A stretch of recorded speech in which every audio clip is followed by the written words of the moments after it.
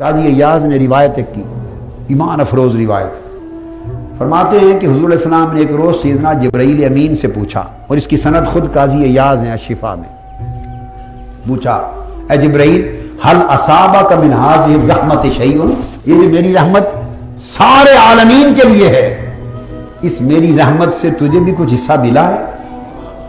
یہ جبرائیل امین سے پوچھا، کیا تجھے بھی اس میری رحمت سے کوئی حصہ کوئی فیض ملا ہے؟ سبحان اللہ۔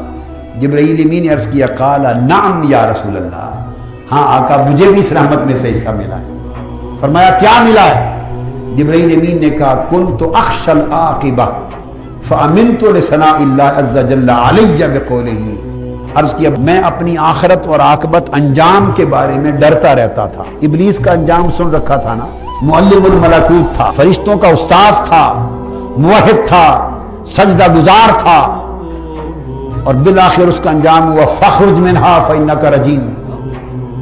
تو خشیت والے ڈرتے رہتے ہیں۔